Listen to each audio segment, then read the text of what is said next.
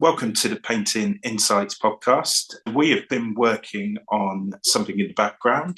That's right. We've actually started a Patreon channel. For the last couple of months, we've had previous guests revisit the channel to give us additional content, everything from studio tours, sketchbook tours, talking us through the process of paintings and all kinds of additional treats, which you're exclusively going to see as a patron who supports the channel. So by supporting us on Patreon, you help the channel keep going. There's a lot of work put into this, from the video editing to the sourcing of guests. So you really help us find those guests and to put the content out. And we have lots of content planned for the near future. So the links for that will be in the description of this video and in the description on the podcast channels. And otherwise, you can go on to Patreon and type in Painting Insights Podcast and support us that way. Thanks very much. Enjoy the video.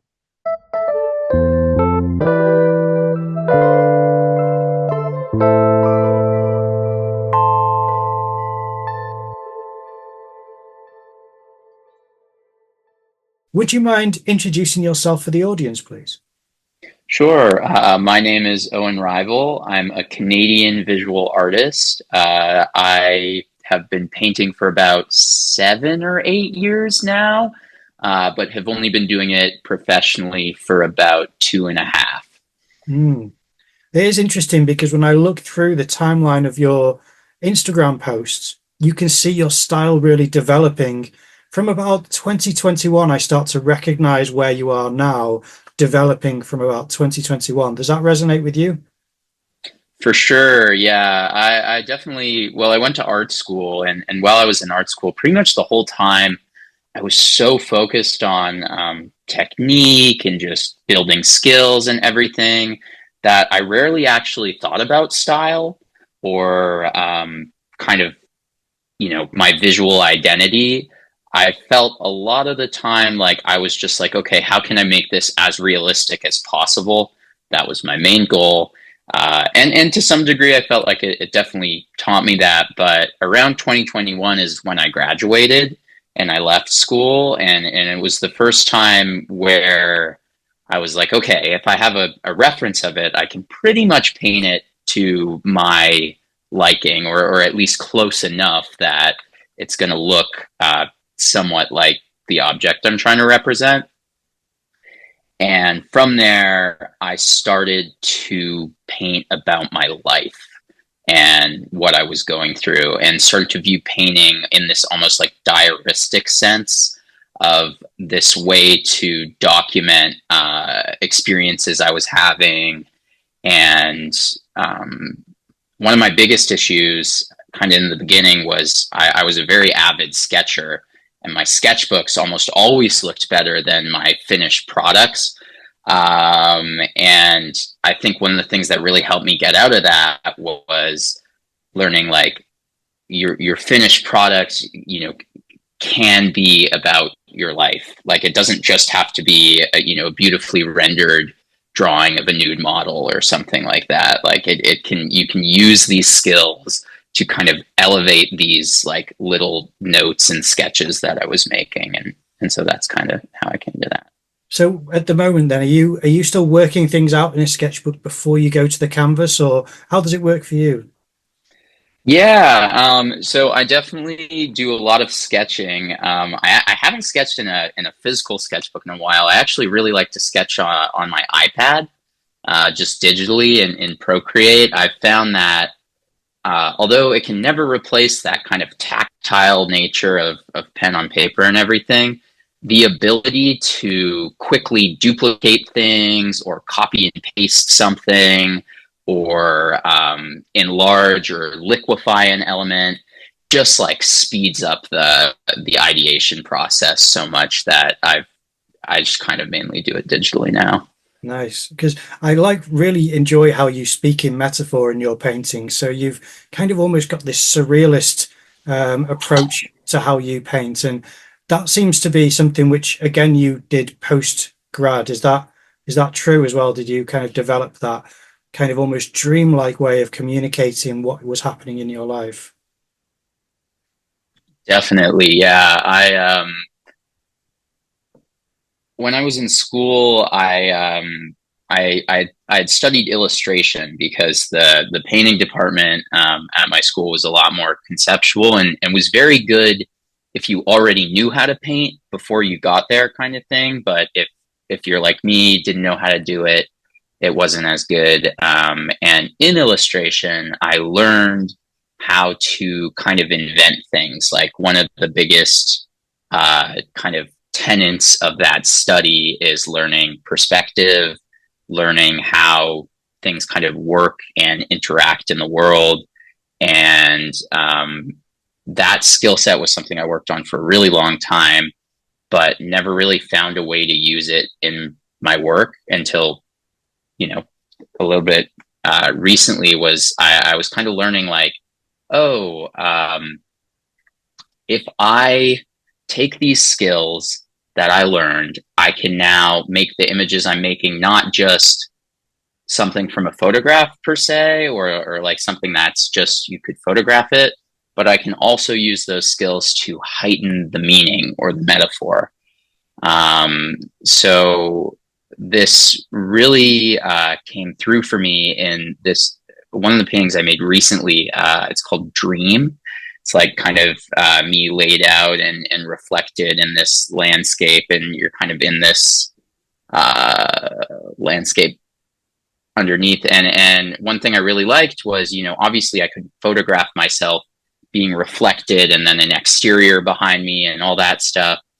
But by adding that kind of peaceful landscape and that vibe to it, it really amplified that feeling of like, kind of like being in between a dream and reality, or like slowly emerging into that. As well as there was a painting I did a while ago in a laundry room. And this was when I had first moved into my apartment. It was so hot outside, and we always had to lug the laundry from the apartment to the laundry room just because there was no in-unit. And literally it felt like I was melting in there. Like it was awful, and I'd have to do it a couple times a week. And all of a sudden I just came to I was like, okay, I'm going to make a painting about this, but what if the laundry machines are melting? Like quite literally like waving and melting to kind of represent that feeling. So in a lot of ways, it was using the skills I had gained to give myself more freedom with image making. And also another thing too is like, if I was kind of afraid of something, or I'm like, I don't know if I'm going to be able to paint this, I always viewed that as a good thing. I was like, okay, like this is a good way to go into a new painting, because that means even if I fail, I'll kind of grow in some way because it's not completely in my comfort zone.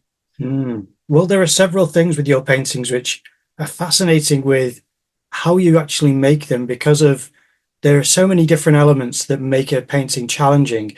And we touched on perspective, so you understand perspective, but that for some of your paintings, you're going to have really interesting vantage points up behind someone looking down over them. I'm thinking of the painting Screen Time, I think it was called, or something like that, is a great vantage point at the subject and that type of thing. Do you have photo references to kind of get the perspective for that? Yeah, definitely. So Screen Time was an interesting painting. So my wife she's also an artist, and she's actually in medical school as well. So it's a very smart lady. But me and her collaborate a lot when it comes to shooting the reference photos for the paintings. And so for that painting Screen Time you're talking about, it was kind of an involved process because we had to combine a bunch of different reference photos. I literally she jumped in a pool fully clothed, and we shot like kind of a reference of the water, which I really appreciated her doing that. But and then kind of after that, I took the same photo, but in my apartment. So just trying to then meld the two of them together was more the imaginative side, I guess, right? And using the reference of the water and trying to understand how water works and refracts and like reflects light. I think that overall it's kind of a combination of things, but usually it's like, yeah, it's, if we want to get a crazy photo or a crazy angle, like, almost always have to get a photograph of it, just because it's just more information and it's going to make the process a lot smoother. Yeah, it'd be really difficult to invent a lot of that when you have so many moving parts. The funny thing is, I mean, she sounds like an amazing woman to do those types of things, so that you have this rich reference material to paint from. So, let her know that me, and I'm sure your audience, appreciates what that results in, because your painting is so much better for that collaborative work with her. But it's also interesting because I discussed with a friend of mine who's a very good landscape painter, and she's been a professional painter all of her life. And I was discussing with her the difference between painting what you see and painting what you feel. And I showed her this painting that I appreciated, which was, it's a lovely painting of someone who photographed their reflection in a puddle. And it showed the kind of, the ripples of a puddle. And Sure. she was saying that she really liked it. And I said, I want to do that, but if, say, you sat on the couch here, because she was sat on the couch across from me. And I said, you and the cat and the lamp, but the kind of puddle effect. And what would that mean? And she was saying, but why would you do that? And I said, because it changes the context of everything and it makes it kind of removed from reality. So when I saw that screen time painting, I thought, this is exactly what I mean. When you introduce different elements into a painting, it's layers of meaning and interpretation that can be read. And it's really pleasant, because as much as I'm sure you have your own meaning to it, everyone will have their initial interpretation to how that makes them feel. How did that develop? Because that has to be something which you worked out at some point, how to describe something visually which has layers of meaning. How did you develop that? It's a great question, and I got to say, I definitely agree. Especially one of the points I heard you made was about how I kind of come up with a meaning or a thing, but once it exists, it really is whatever the viewer, whatever it means to the person looking at it. So that's actually something I'm really trying to push with my paintings now, is like, okay, how can I make this, maybe even a little bit more open, so it's more inviting and accepting of people from all different backgrounds and stuff like that. But kind of digging into the meat of your question, when it comes to layering meaning, a lot of that has come from kind of like understanding conceptual art, if that makes any sense. At least just from how I see it. You can probably tell from my paintings, I'm a very technical painter, very like kind of by the books in a lot of ways. And for the longest time, I thought, oh, conceptual art, it's the banana taped to the wall, like ignore it, pish posh, whatever. But the more mature I got as a painter, the more I started to dig into it and understand it. I realized that conceptual language in art is just as sophisticated and complicated as technical art creating, and that some of the best art pieces are that good because not only are they so technically amazing, but they also conceptually create kind of a really fantastic experience. And so more specifically, what do I mean by this?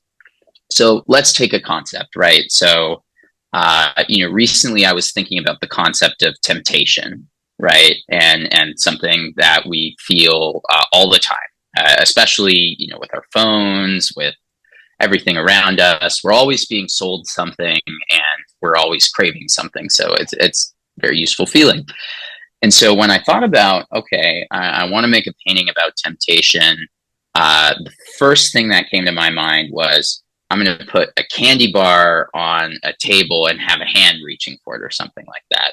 And that's a pretty simple concept, right? It's very like, you get what it is, you understand it, and that's great.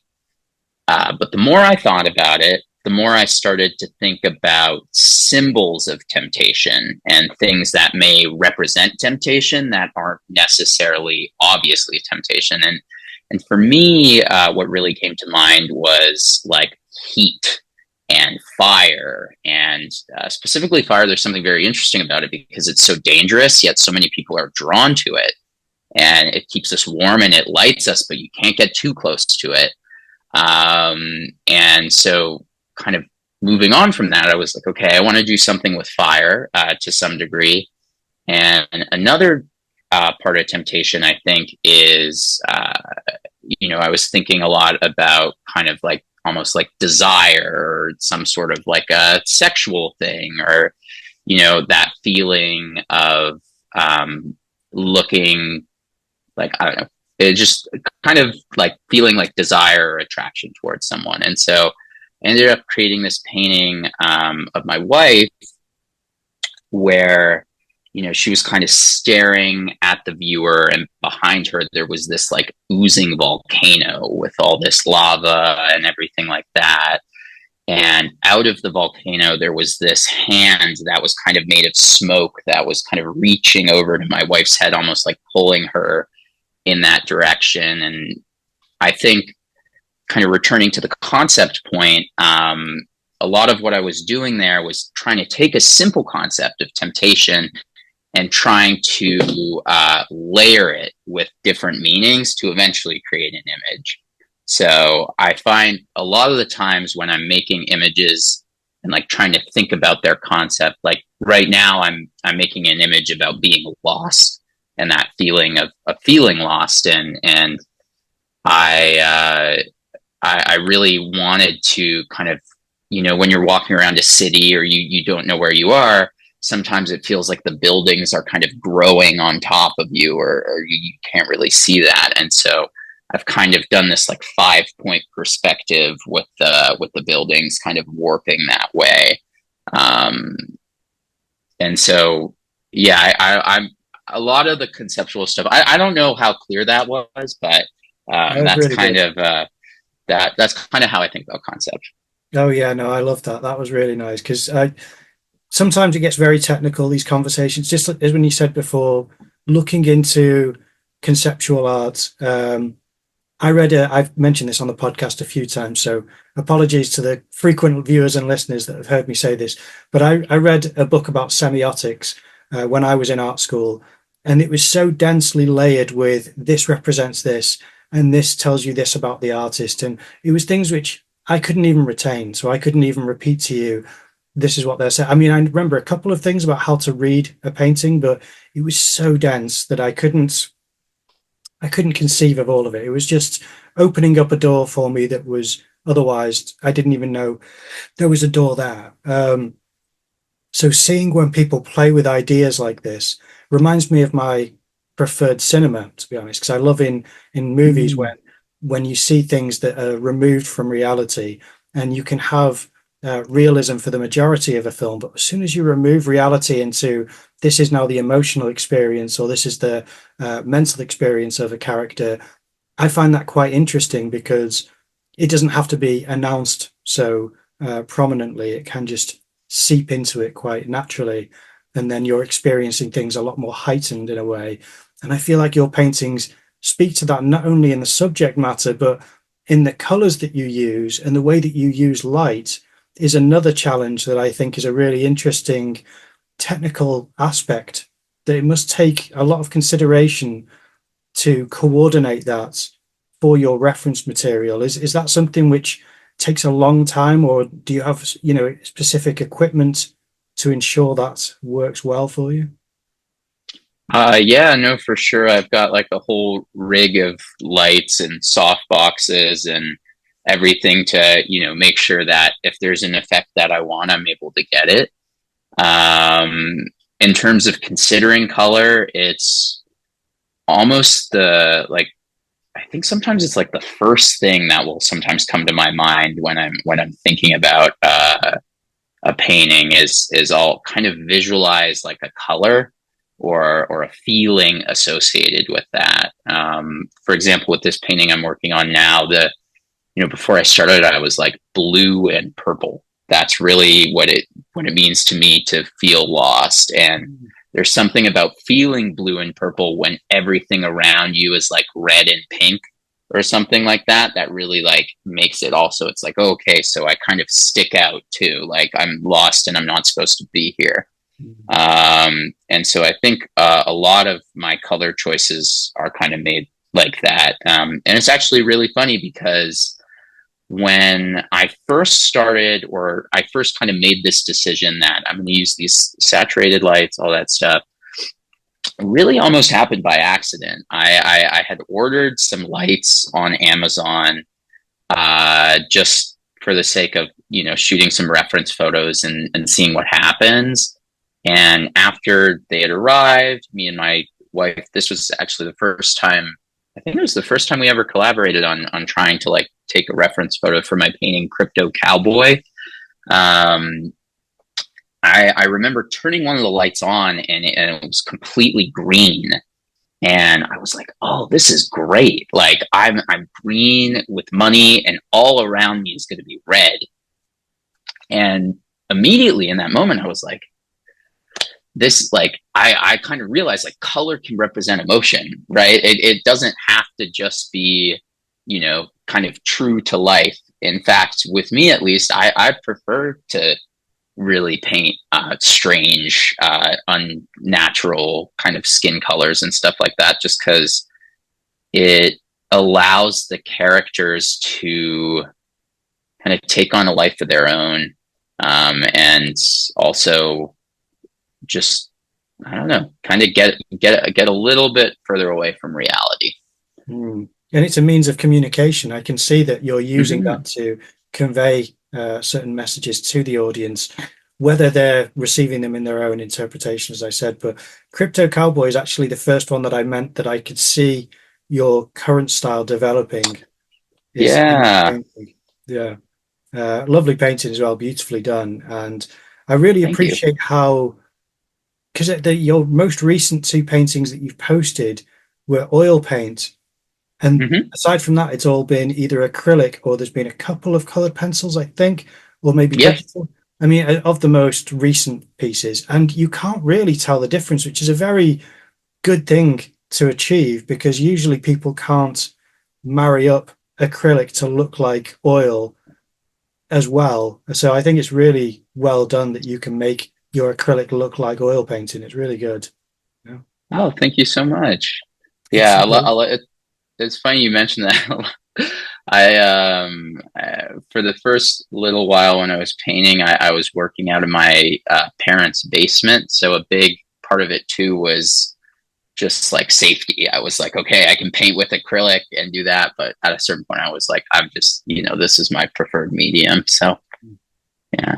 I always say on this podcast, people assume that acrylic is easier than oil. I think it's harder than oil paint, because I think oil paint is, you can pull it and push it around, you can wipe it back. To make acrylic work well, it takes real skill. So again, I just want to credit you with how well you use acrylic. It's really impressive, and I just love how vibrant you keep the colors, because again, much with a lot of paints, aside from oil, because oil really retains its color, with acrylic and with watercolor and gouache, you paint it on, it's vibrant, and then it fades. It goes kind of a lot lighter once it dries. So for you to keep it, well, you know, highly saturated is very, it's really nice. So, I mean, is it a particular brand of acrylic paint that you go for? Yeah. Sure. So there's a couple things I do that really help achieve that. I would say the number one thing is I always do the base layer of my painting, so kind of a wash. I always do it in a very vibrant color. No matter if it's a very vibrant blue or a vibrant red or just something, but something so that, like you were saying, right, like when the color fades a little bit, it has that backing behind it to kind of support it so it doesn't lose all that vibrancy. On top of that, I just use this Liquitex kind of heavy body acrylic paint. I was using the golden paint for a while, but I quite like this one. I quite like it a lot more. I've got nothing against golden. It's just maybe I'm just more used to this. So, but yeah, I use that, and Yeah, my palette here, I can show you too. It's kind of Oh, wow. got a lot of stuff, and I'm very I don't really pre-mix any colors too. Like I just kind of mix it as I go. And I find that the actual color relationships on the palette, and keeping it this way, right, with acrylic, because it just dries so quickly, you can just keep painting over it. It makes it so that your color relationships on the canvas match the color relationships on the palette, right? I find sometimes, or at least when I was in school, I would work on a glass palette with like a white backing underneath it, and oftentimes I'd find like I'd mix one thing on the palette and I put it on the canvas and be a completely different color. So Yeah. There is a trick to making acrylics last for months. I don't know if you're aware of it. I spoke to an artist called Emmanuel de Souza, and when he shared this tip, I already was using it, and he was, his face lit up when he saw it. So I don't know if you're aware. I'll show you my palette just because I think people don't do this often enough with acrylic paint. sure. This has been wet for months. A very Oh, shallow whoa. Tupperware tub. And this has been absolute months. This has been in here and Wow. still wet. All of the colors are still wet. Wow. So I recommend that very shallow tub, months, absolute months. It'll stay there. And there's nothing else. Like you just Nothing. put them in there. Yeah. Wow. At the very most, I will take a bit of the water after I've used it and just sprinkle tiny little bits of water on top, just so that it's got a sprinkling of moisture before sealing it. But that dries up over time. So the fact that it's in there for such a long time, that will stay wet for, like I said, it's been over 6 months. I think that's been wet for. So Wow. yeah, use acrylic for a long, long time. And I've got several of these. So yeah, just get very shallow tubs. Emmanuel de Souza, he mixes shallow tubs. So he has mixed colors in little tubs. wow. He has them stacked up. I'll send you a link to his episode because he's a fantastic guest and he's Yeah. a great painter. You'll love his work because he uses vibrant colors as well. So yeah, he's exclusively an acrylic painter. So that's Love that. tip for that.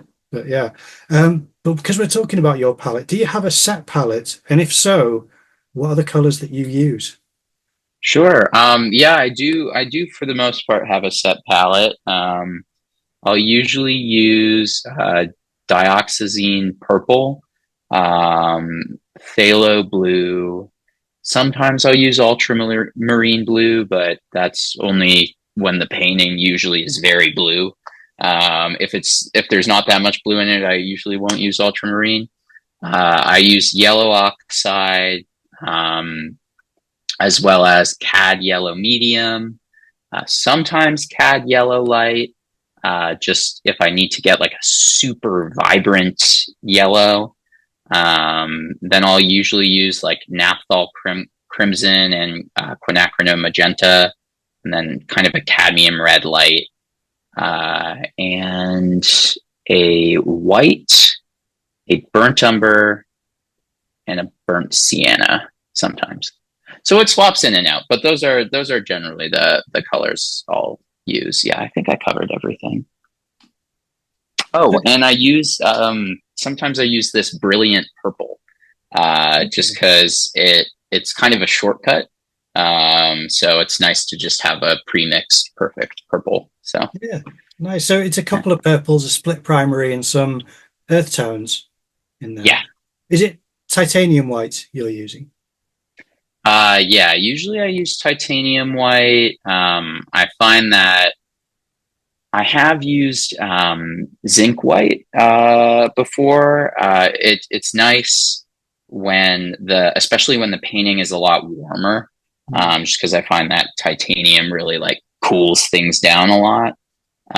But primarily I'll use titanium white, and I can get it to work in the way that I want it to. I just need to like kind of limit the amount that I'm using. Yeah. Well, you made a wise decision with art school to go for illustration because painting was so well, not painting, but the fine art was so conceptual. I made the mistake there and I went to an art school thinking they were going to teach me drawing and painting, but it was highly conceptual. And as Oh much as I no. draw and paint a little bit, I really wanted to come out of school a stronger drawer and painter, and I didn't, so that was a mistake that I made by not doing good enough research or thorough enough research. And so for you, the illustration course, did that strengthen your understanding of the fundamentals? Is that what you got from it as well? Yeah. For sure. I've had a couple professors who were super influential on me. I had this one professor named Nicholas Palermo. He is like the best life drawer I've ever seen. And he would host sessions, like outside of class sessions for life drawing every Saturday, as well as he would let me audit his other drawing classes. So when I was a sophomore, there was a point where I was life drawing for like 15 hours a week or something like that, just because I had my normal drawing class, then I had the second drawing class, and then I had 2 outside life drawing sessions. It was really, really helpful. Like, I feel like maybe not as much my first year of college, because that was more of a general year. But once I had entered illustration, like I felt like they really had taught me anatomy. They were teaching me perspective. Another professor I had named Lenny Long really, really drilled into me the importance of perspective. And I ended up taking about 5 classes with him, just because he would really push me really hard, and I really wanted that. And so, yeah, I would definitely recommend to those listening, if what you're interested in is drawing and painting skills, definitely illustration programs and sometimes animation programs as well are really good at building that base. Even if you realize that that's not what you want to do, you're definitely going to be able to draw pretty well. So when it came to your life drawing experience, did they vary the times of the poses, or were they exclusively long poses? Because I've done a mixture of long and especially short poses, like 1 minute poses or less than that, when you've really got to go very quick with gesture lines, or when they say only do this one in 5 marks or 9 marks and things like that. Did you kind of do all of that type of experience with life drawing?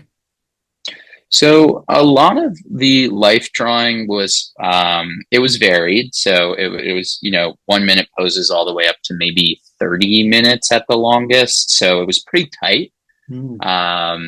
And the methodology for drawing the figure was always the same. It was always starting with kind of the big shapes, the anatomical forms, finding the bony landmarks, and then from there, just adding more specificity as time went on. And so what I felt was really helpful about that was I could track my improvement very clearly, if that makes any sense. Like, I find a lot of times, and I totally get this, sometimes teachers are like, hey, let's mix it up, let's do a different exercise or something like that. But my professors kind of stayed true to that one method. And so it was like, by the end of this class, you will know how to draw a figure like this. Like, that's kind of the goal. Yeah, no, that completely makes sense. If you're always shifting your focus, you won't as clearly see a kind of trajectory that you're on, whereas you're doing the same thing to an extent, as far as the same methodology, as you said, it will give you that feedback a lot quicker, which is, it's brilliant, and you can see the benefits that you have. But it's also not only anatomy, it's kind of textures you obviously understand very well. So is that something which you did in school a lot, or have you always done additional work for understanding texture and the relationships between different objects that have different textures, and the importance of that?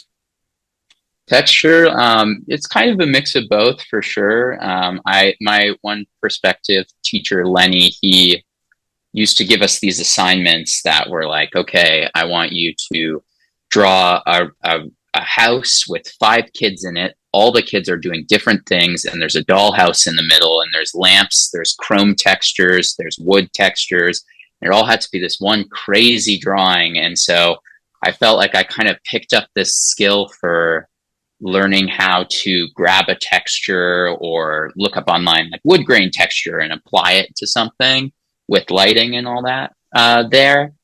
But like everything with painting, I think it is the sheer just hours of practicing and painting those textures that really got me kind of where I am. So I would say in school I had a lot of assignments that helped, but I would say overall the just like mileage of like trying to draw and paint new things is really what pushed me forward.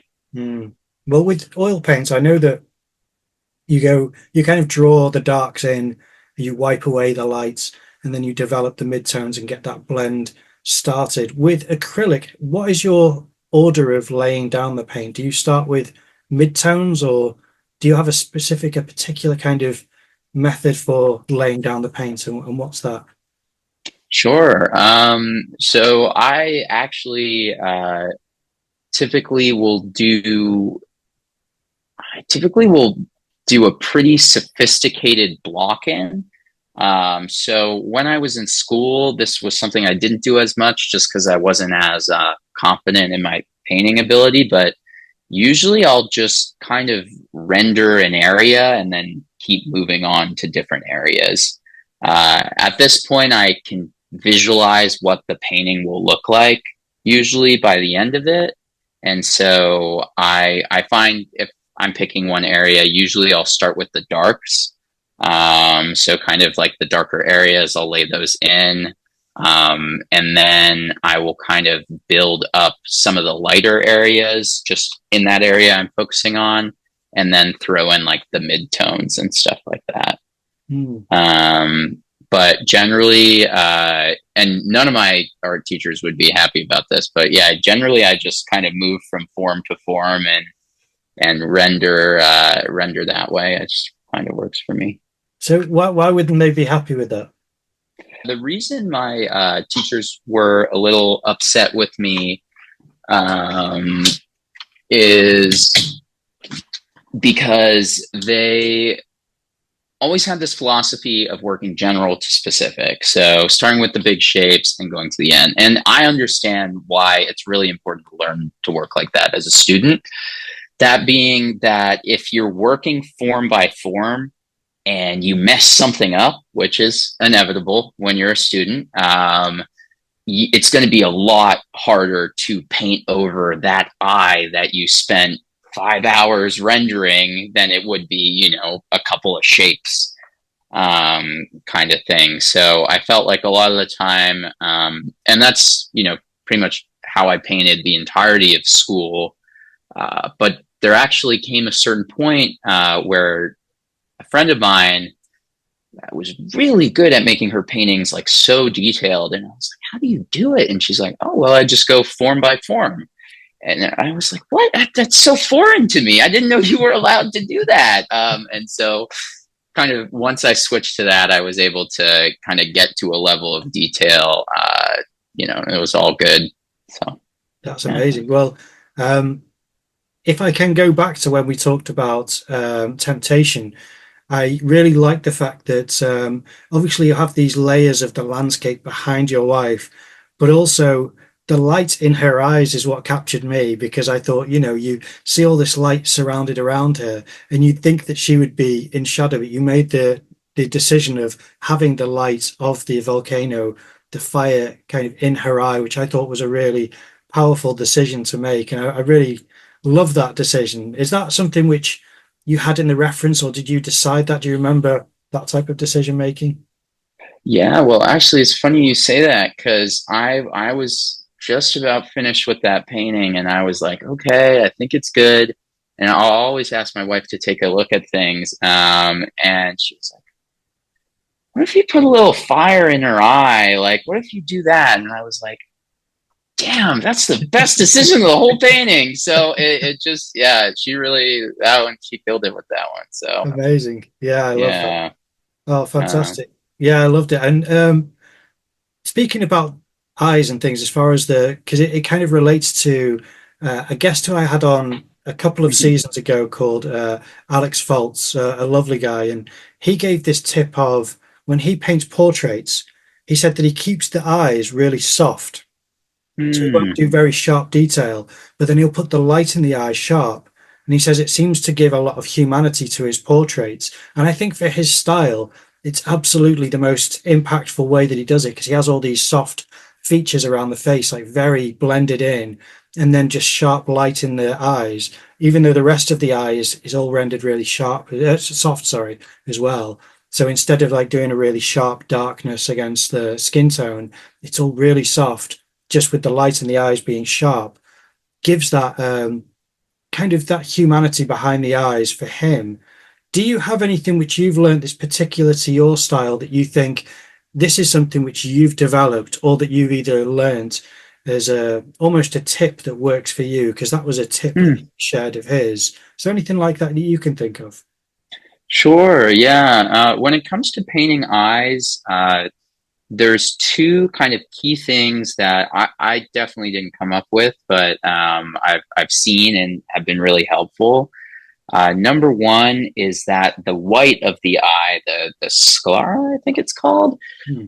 is almost never white, right? It's usually it's gray or it's blue or whatever color it is. And by showing how shadow and light is affecting that, I think that not only does it make it look more realistic, but then once you kind of put in that pop, like that little highlight or the light you were saying, it really pops and you can really see that intensity. The other thing I would say, and this is a tiny, tiny little tip that I use, is your iris, the edge between the kind of the white of the eye and the like the dark of the eye, I guess, is almost always a soft edge. It's a very soft transition. And sometimes there's even a little bit of a saturation bump between like that part and the white of the eye. And I think a lot of the times when people are rendering an eye, it's a very crisp, like hard edge right there. And I think one thing that can really help, similar to the artist you were mentioning, is kind of softening that edge between the two just a little bit. Yeah, that's really important. I love things like that. Similar to remember the friend of mine on the couch who I was talking about with the Yeah, with the yeah. daughter. She'd always said with the hair, don't do a hard line from the skin to the hair. She said it doesn't look natural. Always make sure it's soft transition between the forehead and the hair because then it will look like a natural hairline as opposed to a wig or something which is a hat, that's been put on, which is very true, isn't it? So Definitely, yeah, it's important, and with the hair too, it's like keying up. I find keying up the saturation a little bit in some of the areas too. Just that just goes a long way. mm. Uh, Yeah, no, it's great. Tips like that are what make paintings elevated, I think, from well observed to something which really pops and resonates with an audience to a greater extent than all the effort can go in, and yet you can miss certain key things like that. And it's really nice to hear these shared kind of tips. I think it's really important. for Uh, sure. but yeah, and what I wanted to talk about quickly is do you exhibit your work in galleries? And if so, what's your experience been like with galleries? Yeah, I do. So I'm represented by Monty 8 Gallery in Italy, and I've worked with them for 2 years now. I think it's been good. Working with an art gallery, I think is great for artists as long as it's the right gallery. I like to say that if, because usually a gallery splits about 50-50, right, on the sale price. So I kind of set rules that like I won't pay for anything until, I get paid. You kind of got to earn the 50%. Mm. And so that's been something that's kind of stopped me from working with galleries, but that's just my own rules. Um, Galleries provide a really good opportunity to put your work in a space, I think.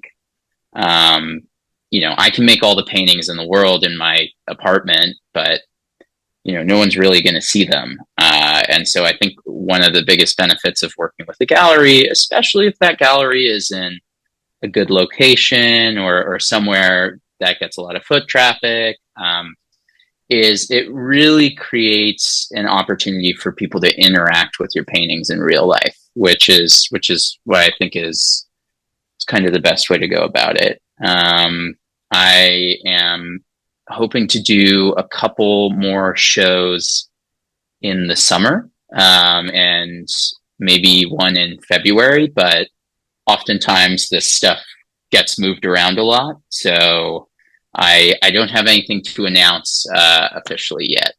Okay. Well, the next season of this podcast starts in December. And I've recorded quite a few episodes, so this episode might be airing next year. So, all right. I would recommend people look at your website for updates. Is that a good place to look? Yeah, for sure. My website, my Instagram, I'll definitely be posting on there. Yeah. Mhm. Sorry, I was just going to ask, what things would the gallery get you to pay for where you're saying, I'm not going to pay for anything until the 50% has been paid? What type of things have they cost you before, or what you're thinking of?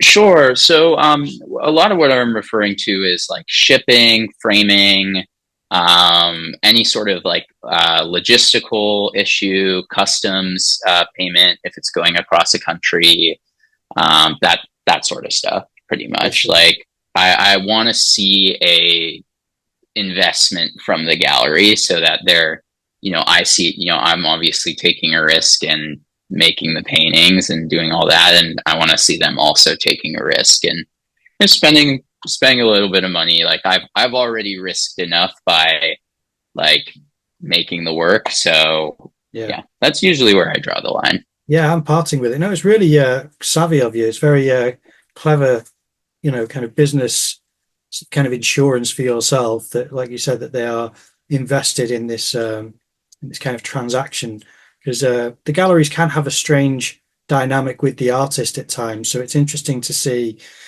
how people navigate that, I suppose, For sure. Yeah, I do find, and it's unfortunate. There's a lot of galleries out there that are really just trying to make a buck off you and just, are going to drop you as soon as you don't sell paintings or anything like that. So I think that it's definitely important to find someone who you can connect with and have a good partnership with. And also I would say to like younger artists out there, all artists out there, don't rush into things. Like if a gallery is going, yeah, we want to represent you, we want to do this immediately, and you just kind of met them, like I would be a little suspicious of that.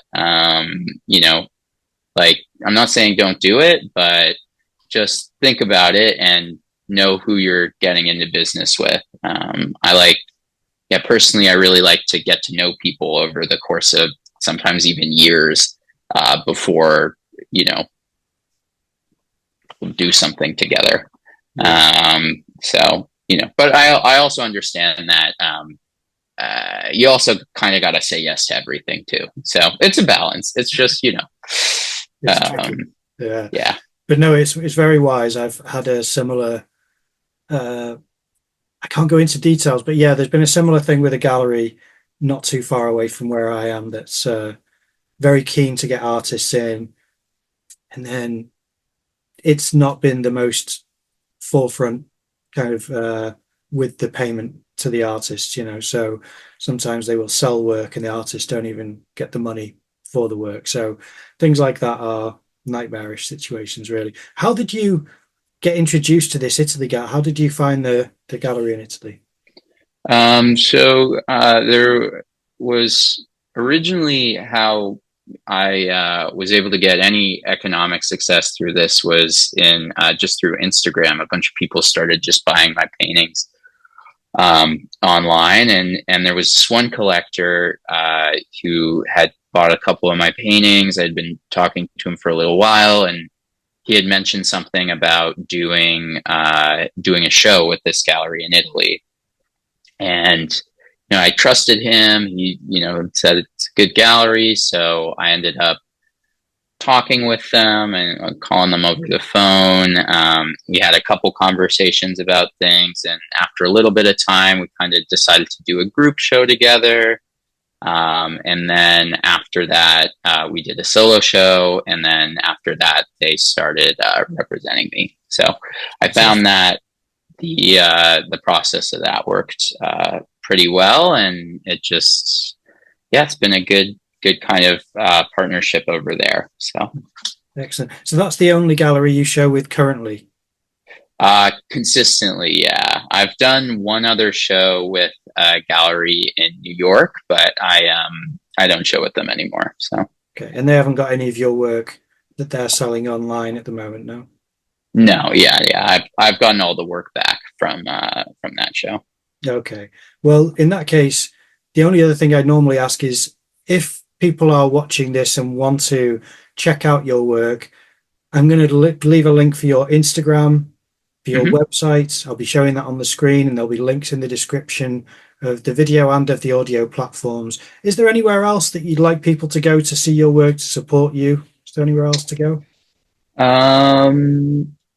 Yeah, I feel like those are the two, and if you follow me on there, I'll let you guys know about where my next showing will be. I'm hoping to do. I'm from Toronto, so I'm hoping to do a show in Toronto soon, and maybe somewhere else in Europe in the future. I'd love to do something in the UK, but we'll see. Oh, fantastic. Well, if you do, then I'll be keen to see it, and I'm very much interested to see your updates on your Instagram. But I really appreciate you being a guest on the podcast. It's been fantastic talking to you. Thank you. Yeah, no, it's been great. Thank you so much for having me.